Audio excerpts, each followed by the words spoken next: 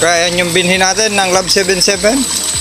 Continuous yung tubig na malinis. Ayan.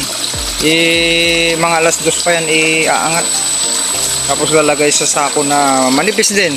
At i-divide natin ng ilang portion yan. At wag takpan, ilagay lang natin dun sa lilim na hiwa-hiwalay. Ganun lang ang magpapasibol ng hybrid. Steering is steering. Balik rin natin.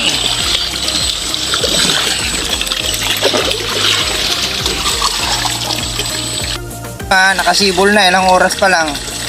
Iahon ito mamayang hapon pala na ibinabad. Tignan nyo, ayun o, yung dyan siya mag-germinate. Ayun.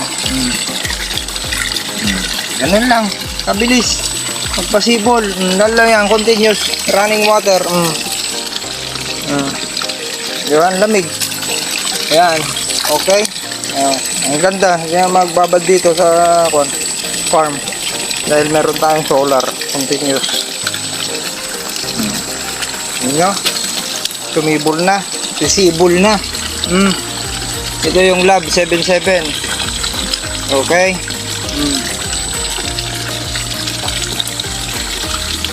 Steering. Okay, tignan natin yung binhi. Wow, sarap ng mulberry oh, daming bunga. Dami dun sa kabila. Nasasayang lang, dami natin mulberry. Tapos dun. Harap. Ngayon dun yung binhi. Patuluan natin. Sarap.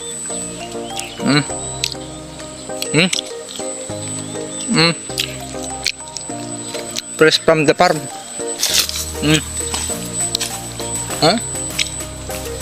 Mulberry. Dami dun. Yun, puno dun. Walang sasayang lang. Mga tamad, mga bata ngayon, hindi maturuan. Hindi pumunta lang sana dito. Pumitas. Ngayon to, binhi. Patuluan lang natin. Para continuous. Yung tubig, buksan natin to. Yan lang. Para continuous yung yan.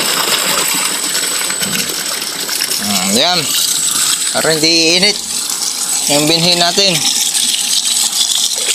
Mamaya ito lalagay ng 3 kilos. Para hindi iinit. Doon. Yan.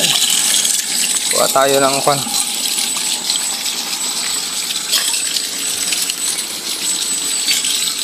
yung binhi.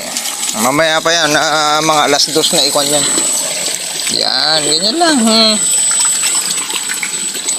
Yung binhi natin ng Lab 77. Tatry natin dito sa Majo. Transplant. 25 by 25 cm. Planting distance po natin. 2 to 4 puno bawat tundos. Yan, itatanim sa 13 to 14. Yung schedule po natin ng bunot at tanim. Hindi po tanim, bunot, baliktad. Bunot una, bago tanim. Baliktad po kasi yung natin tanim bunot na word. Bunot tanim po dapat yun. Mauuna yung bunot bago tanim. Hindi yung naitanim bago binunot ulit. Okay, yun po yung mga makukorek po sa mga nababasa po natin sa Tagalog version. Okay, sharing is caring. Kuha tayo ng ulit. Ay, salamat. Dami kuha tayo. Dami pa doon. Yung natalagang tinamnan doon banda.